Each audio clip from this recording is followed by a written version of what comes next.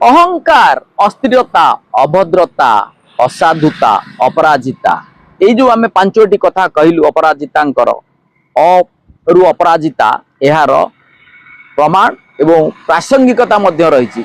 अहंकार जब देखिए से प्रशासनिक अधिकारी समय हो समांतर भाव में क्या न मानिबा हो बीजेपी भली जातीय दल रही समांतर संगठन कहते ये अनेक उदाहरण रही। अभद्रता कथा जब देखिए उपस्थिति रे बाचस्पति को समर्थिता महिला धक्का मारुचंती से सेठी हसुचंती।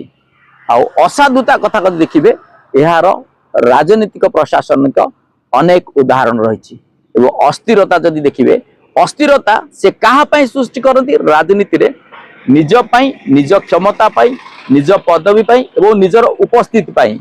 एइथिपाई एम एक कथा कहूँ सद्य जदि देखिए मध्य निर्वाचन मंडली रे जेतेबेले से 2019 रे राजनीति करने को आसते प्रथमे जगन्नाथ प्रधान तांकु निजे निर्वाचन लड़े गुरुतर सह समस्त सुजोग एवं किभली भोट पाइबे विजय हेबे समस्त चेष्टा प्रचेष्टा करथिले।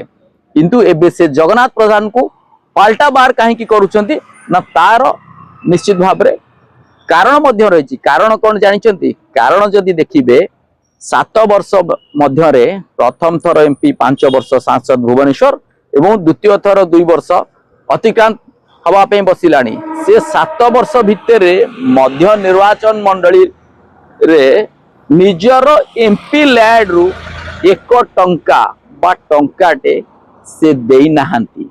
जदि देइछंती ताले निश्चित भाव में मैडम कागज पत्र पेन एंड पेपर एवं समस्त कथारे मैडम बहुत मेटिकुलस बहुत पंक्चुअल मैडम कर गोटे स्वतंत्र दक्षता रही।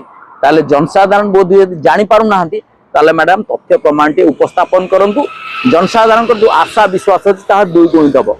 जदि देई नाहंती ताले काहेकि देई नाहंती किंबा कोन असुविधा रही अंतत पक्षे भुवनेश्वर मध्यमवासी को कहिले से अंतत पक्षे इथिरे गोटे प्रकार आश्वस्त हेबे एवं परवर्ती पर्यायर आशा रखिबे जे मैडम किछि ग्रांट दियंतु। कारण एई मध्य वर्तमान जो विजय होइछंती सर्वाधिक वोट 11,000 देछि गत थर मध्य सर्वाधिक देछि।